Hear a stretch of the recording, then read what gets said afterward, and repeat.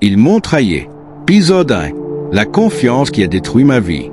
Bonjour à tous et bienvenue sur le lieu de confession by Jimmy Résolution. L'histoire que vous allez écouter aujourd'hui est inspirée de situations qui arrivent malheureusement dans plusieurs familles africaines. Écoutez-la jusqu'à la fin, car cette histoire nous rappelle qu'il ne faut jamais confondre un ami avec un frère. Je m'appelle Kader, je suis ivoirien et aujourd'hui, à 38 ans, je porte une douleur qui ne me quittera jamais. Pendant des années, j'ai cru que mes meilleurs amis seraient toujours là pour moi. Je pensais que l'amitié, construite depuis l'enfance, était plus solide que n'importe quelle épreuve. J'avais tort. Ce sont eux qui ont détruit ma famille. Il y a 6 ans, je travaillais comme chauffeur dans une entreprise de transport à Abidjan. Mon salaire était modeste, mais je ne me plaignais jamais. Je savais pourquoi je me levais chaque matin avant le soleil. Je me battais pour offrir une vie meilleure à ma femme, Aïcha. Elle m'avait connu lorsque je n'avais rien. Elle avait accepté de construire sa vie avec moi malgré les difficultés. Quand je rentrais sans un franc en poche, elle ne me faisait jamais de reproches. Au contraire, elle me disait toujours « Tant que Dieu nous donne la santé, demain sera meilleur ». Ces paroles me donnaient la force de continuer. Depuis plusieurs années, je participais à une tontine avec des collègues. Chaque mois, je mettais une partie de mon salaire de côté. Pendant que certains achetaient de nouveaux téléphones ou dépensaient leur argent dans les maquis, moi je préférais économiser. J'avais un rêve, terminer de payer la dot de ma femme selon la tradition de sa famille, puis lui ouvrir une boutique de produits alimentaires. Je voulais qu'elle puisse travailler à son compte et ne manque plus jamais de rien. Dans ma vie, il y avait aussi 2 hommes que je considérais comme mes frères, Serge et Ibrahim.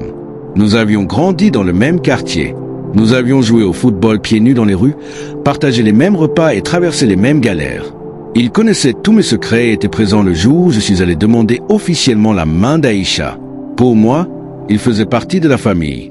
Un samedi soir, nous étions réunis dans un maquis comme d'habitude. Nous mangions du poisson braisé en discutant de nos projets d'avenir. L'ambiance était détendue et je me sentais heureux. Sans réfléchir, je leur annonçai une bonne nouvelle. Les gars, dans 2 mois, je récupère enfin toute ma tontine. Cette fois, c'est décidé. Je vais finir de payer la dot d'Aïcha et lui ouvrir sa boutique. Elle a tellement souffert avec moi qu'elle mérite enfin de vivre correctement. Ils m'ont immédiatement félicité. Serge a levé son verre en disant « Mon frère, que Dieu bénisse ton foyer ». Ibrahim a ajouté « Tu es un vrai homme responsable. Beaucoup parlent, mais toi tu agis ». J'ai souri avec fierté. Je pensais voir de la joie dans leurs yeux. Aujourd'hui, avec le recul, je comprends que ce n'était pas de la joie. C'était de la jalousie. Une jalousie silencieuse qui grandissait derrière leur sourire. 2 mois plus tard, j'ai enfin reçu l'argent de la tontine. En tenant cette enveloppe dans mes mains, j'avais l'impression de toucher le fruit de plusieurs années de sacrifice. Le soir même, j'ai montré l'argent à Aïcha. Elle n'arrivait pas à retenir ses larmes. Elle me serrait dans ses bras en répétant « Merci mon mari. Dieu n'oublie jamais ceux qui persévèrent ». Nous avons commencé à visiter des locaux pour installer sa future boutique. Chaque jour, elle faisait des listes de marchandises, imaginait la décoration et parlait de tous les projets qu'elle voulait réaliser. Son bonheur était devenu le mien. Pendant ce temps, Serge et Ibrahim continuaient à venir régulièrement à la maison. Ils mangeaient avec nous, plaisantaient avec ma femme et se comportaient comme si rien n'avait changé. Aïcha leur préparait parfois le repas lorsqu'ils passaient nous voir. Elle les appelait même les grands frères de la maison. Jamais elle n'aurait imaginé qu'un danger pouvait venir d'eux. Pourtant, certains détails auraient dû m'alerter.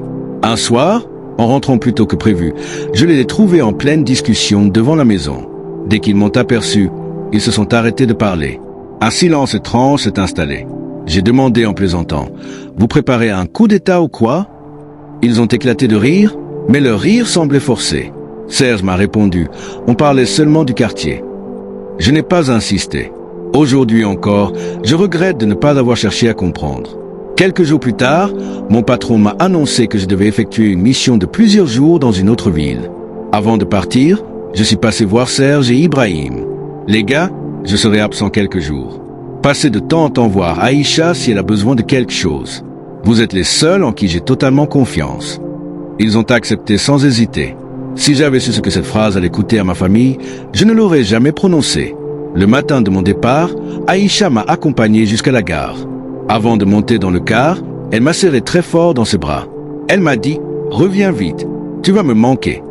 Je lui ai promis que tout irait bien et je suis parti sans imaginer que c'était la dernière fois que je la voyais sourire. Pendant les 2 premiers jours, nous parlions régulièrement au téléphone. Elle me racontait l'avancement des préparatifs de la boutique et me disait qu'elle avait hâte que je rentre. Puis, brusquement, plus rien. Son téléphone est devenu injoignable. J'ai essayé de l'appeler 1 fois, 2 fois, 10 fois, toujours le même silence. Mon cœur s'est immédiatement serré. Une inquiétude inexplicable m'envahissait. Toute la nuit, je n'ai presque pas fermé les yeux. Je ne savais pas encore ce qui était arrivé, mais j'avais le pressentiment que quelque chose de grave venait de se produire. Je ne pouvais pas imaginer que pendant mon absence, ce que j'appelais mes frères était déjà en train de transformer ma confiance en mon pire cauchemar. La suite dans l'épisode 2. Selon vous, que s'est-il réellement passé chez Kader pendant son absence? Donnez votre avis dans les commentaires. Abonne-toi pour plus d'histoires. Bienvenue dans le lieu de confession, by Jimmy Résolution. Ici, lorsque la pluie tombe et que le tonnerre gronde, les voix se libèrent.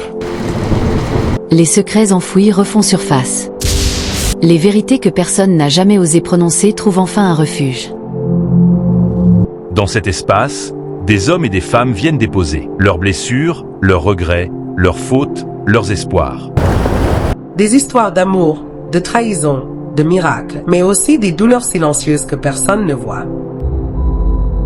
Ici, rien n'est inventé. Chaque mot est réel, chaque émotion est vraie, chaque confession est un morceau de vie livré en toute discrétion.